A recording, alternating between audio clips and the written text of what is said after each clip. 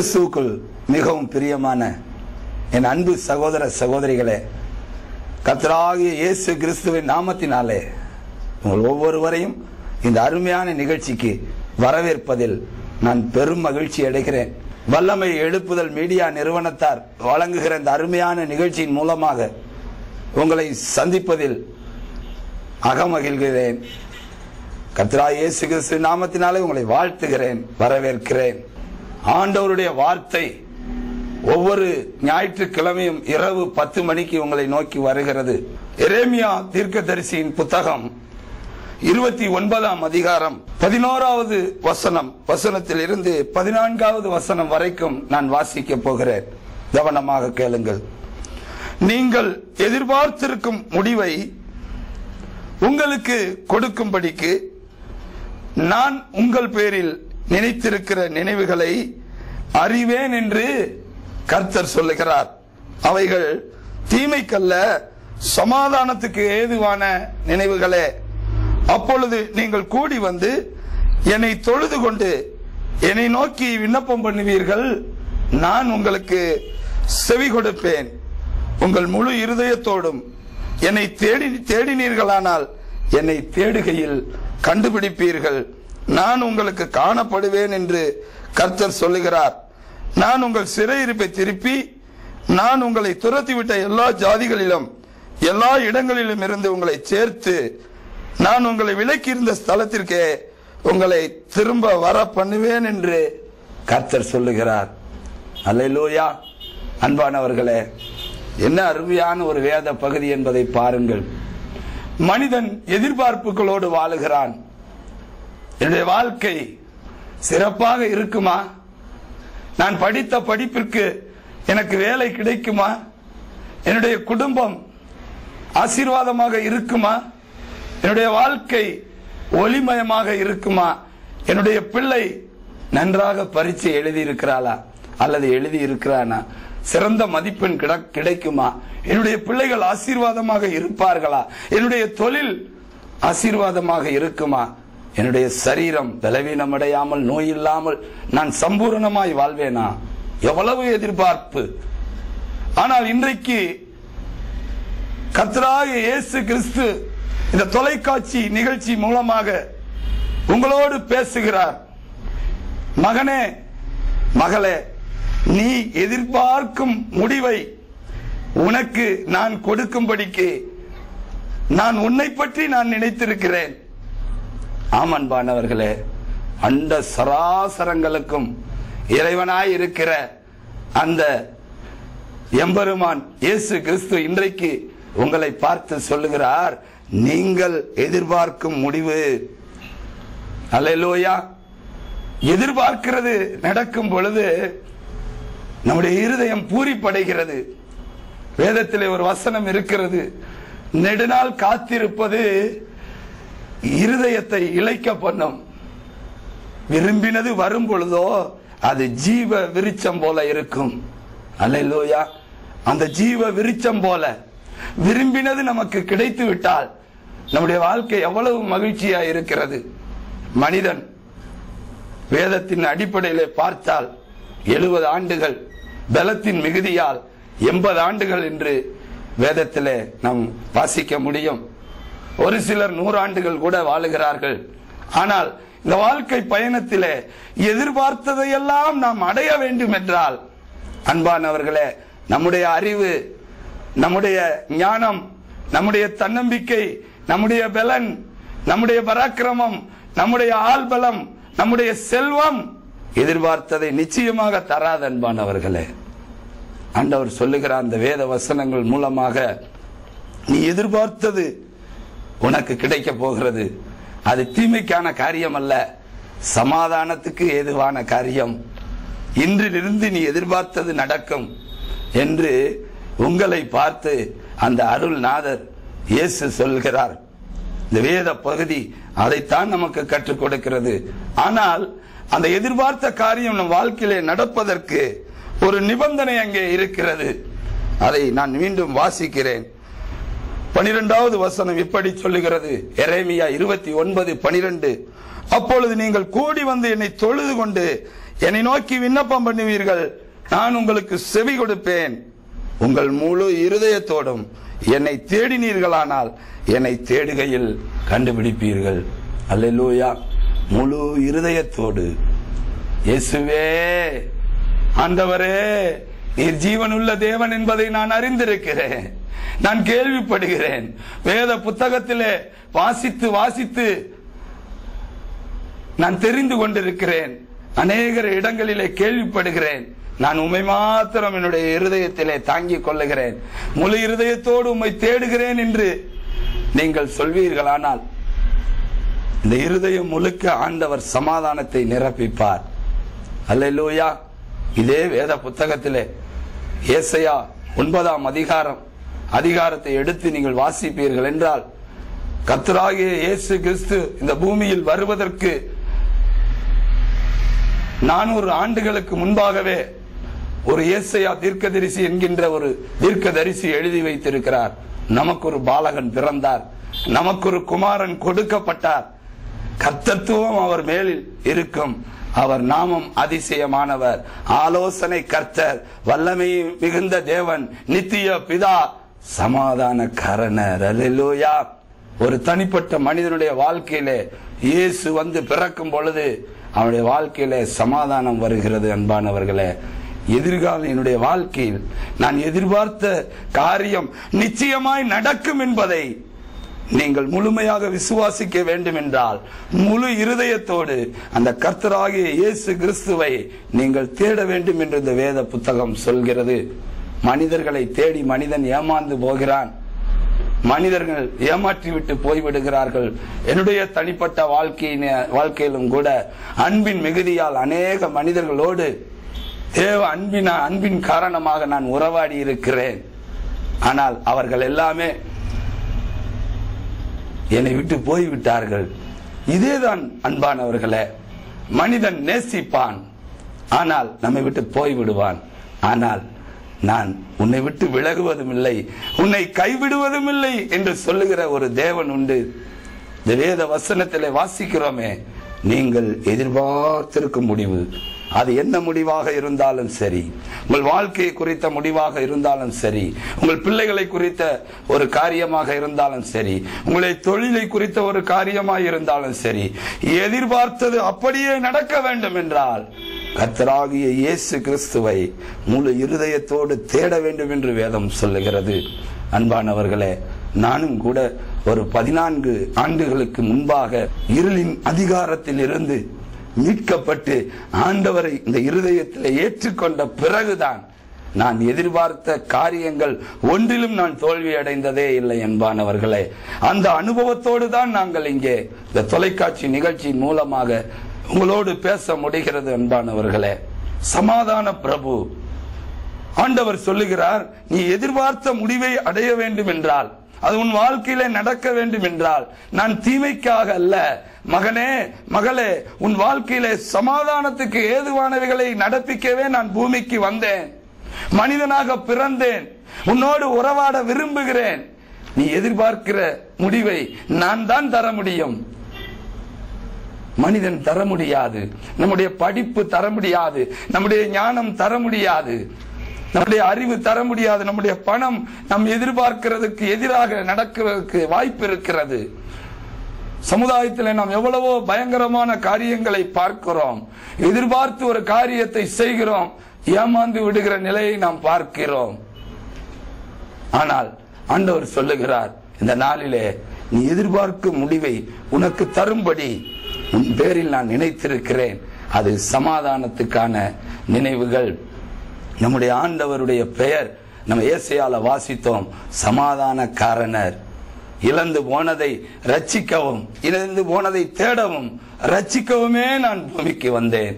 அன்பானவர்களே, இயேசு கிறிஸ்துவை நம்முடைய இருதயத்தில் ஏற்றுக்கொள்ளும் பொழுது, இயேசு கிறிஸ்துவை நம் வாழ்க்கையிலே கொண்டு வரும் பொழுது, இயேசு கிறிஸ்து தான் மெய்யான தெய்வம் என்பதை நாம் உணர்ந்து வாழ தொடங்கும் பொழுது, எதிர்பார்த்ததை பெற்றுக்கொள்ளும்படியான ஒரு ஞானம் நமக்கு கொடுக்கப்படுகிறது.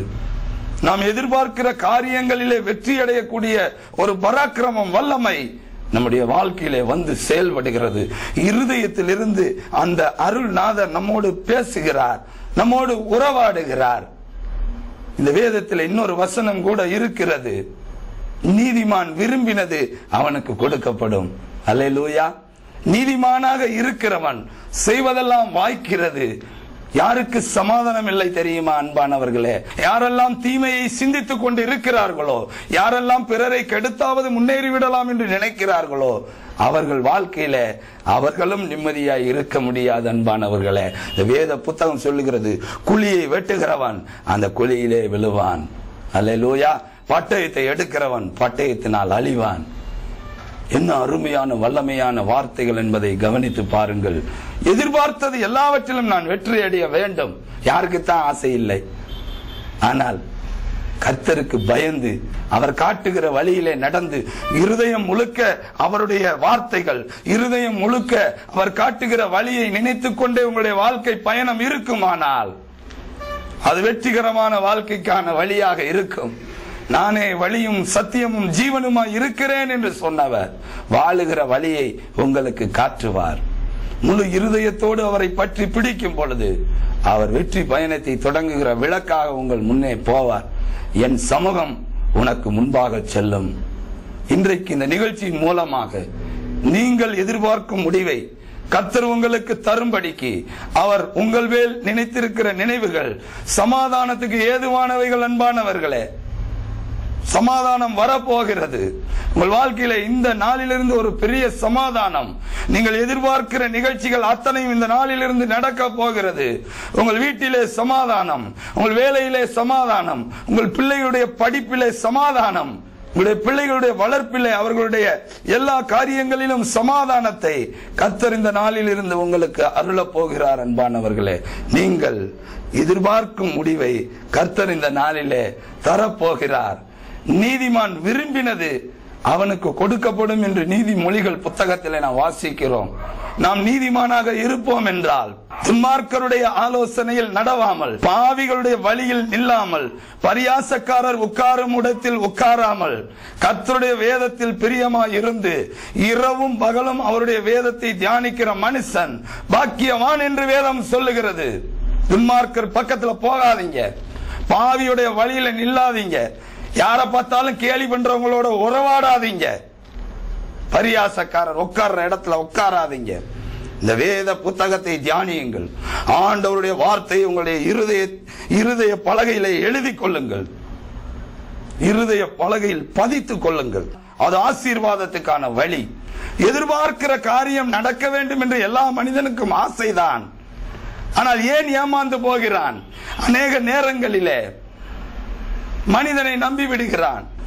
எதிர்பார்க்கிற அத்தனையிலும் 100% நீங்கள் வெற்றியடைய வேண்டுமா? ஆண்டவர் இன்றைக்கு உங்களை அழைக்கிறார். அன்பானவர்களே, எரேமியா 29:10-13 எப்படி நாம் வாசிக்கிறோம், உங்களை உங்கள் முழு இருதயத்தோடு என்னை தேடினீர்களானால் என்னை தேடுகையில் கண்டுபிடிப்பீர்கள். அல்லேலூயா. கர்த்தரை கண்டுபிடிப்பீர்கள், அந்த எம்பெருமான் இயேசுவை கண்டுபிடிப்பீர்கள், அந்த இறைவனை கண்டுபிடிப்பீர்கள். எதிர்பார்த்தது அத்தனையிலும் நீங்கள் வெற்றி அடைவீர்கள். எரேமியா 17 நாம் இன்னும் கூட நாம் தியானிக்க முடியும். கர்த்தர் மேல் நம்பிக்கை வைத்து கர்த்தரை தன் நம்பிக்கையாக கொண்டிருக்கிற மனுஷன் பாக்கியவான். பாக்கியவானாய் நீங்கள் வாழ்வீர்கள். அவரை இறுக பற்றிக் கொள்ளுங்கள். எதிர்பார்க்கிற அத்தனையிலும் நீங்கள் வெற்றி அடைவீர்கள். அவர் கொடுக்கிற ஞானம், அவர் கொடுக்கிற அறிவு, அவர் கொடுக்கிற பலன், அவர் கொடுக்கிற ஆசீர்வாதங்களினால் அவருடைய காருண்யம் உங்களை பெரியவனாக்கிவிடும். எதிர்பார்க்கிற அத்தனையிலும் இவர் எப்படி வெற்றி அடைகிறார் என்று இந்த உலகம் பார்த்து ஆச்சரியப்படும்படியான ஒரு பெரிய கிருபையான ஒரு வாழ்க்கை உங்களுக்கு உண்டு. அன்பானவர்களே, கர்த்தர் மேல் நம்பிக்கை வைக்கிறவருக்கு இருக்கிற ஆசீர்வாதத்தை இந்த எரேமியா 17 நாம் வாசிக்க முடியும். கர்த்தர் மேல் நம்பிக்கை வைக்கிறவன் அவன் தண்ணீர் அண்டையில் நடப்பட்டதும் கால்வாய் ஓரமாக தன் வேர்களை விடுகிறதும் உஷ்ணம் வருகிறதை காணாமல் இலை பச்சையாய் இருக்கிறதும் மழை தாழ்ச்சியான வருஷத்திலும் வருத்தமின்றி தப்பாமல் கனி கொடுக்கிறதுமான மரத்தை போல் இருப்பான். அல்லேலூயா.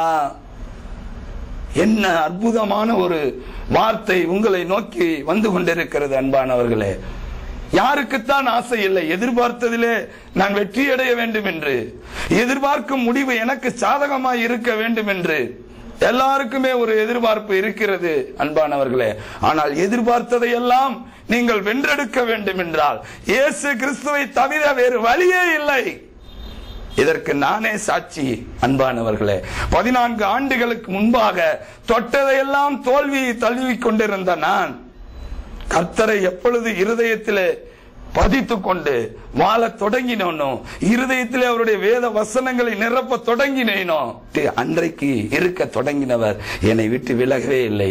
நான் உன்னை விட்டு விலகுவதும் இல்லை, உன்னை கைவிடுவதும் இல்லை என்று சொல்லுகிற அந்த அன்பு தெய்வத்தை பற்றி பிடித்துக் கொள்ளுங்கள்.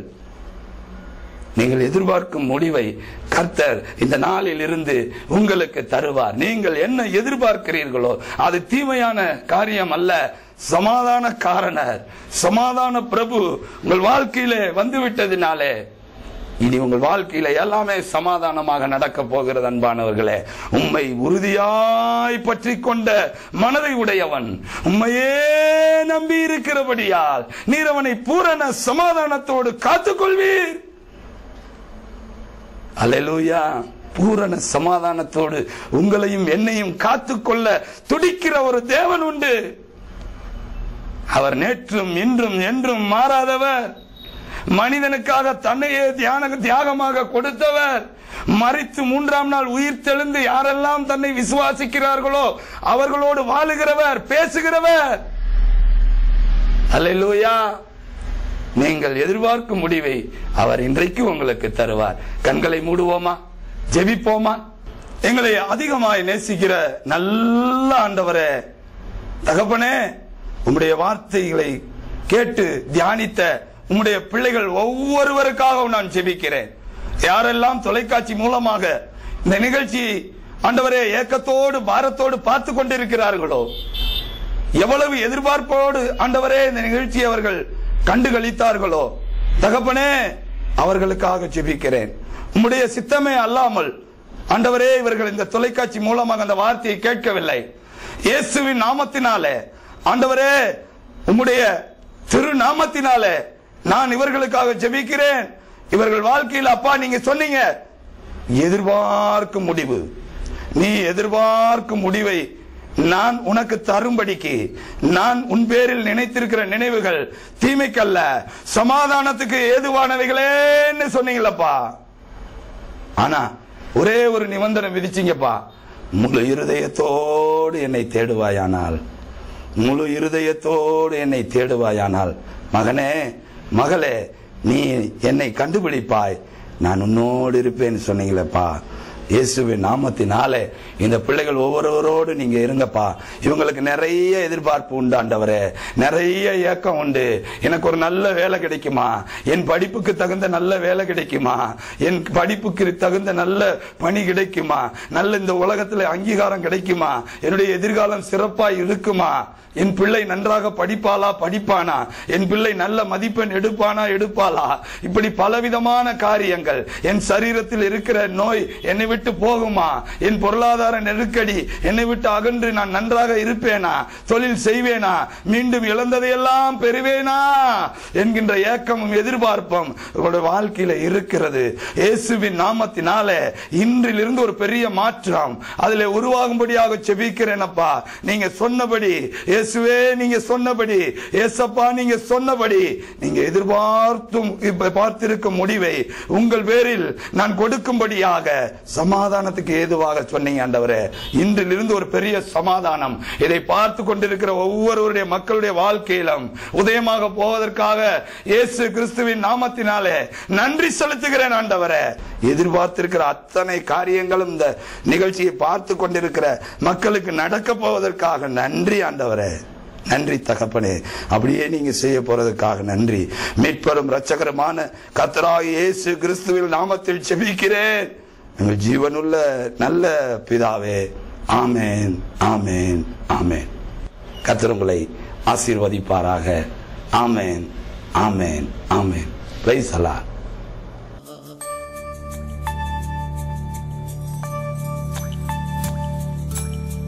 கர்த்தரை நம்பும் ஒருவன் மேலும் குற்றம் சுமரா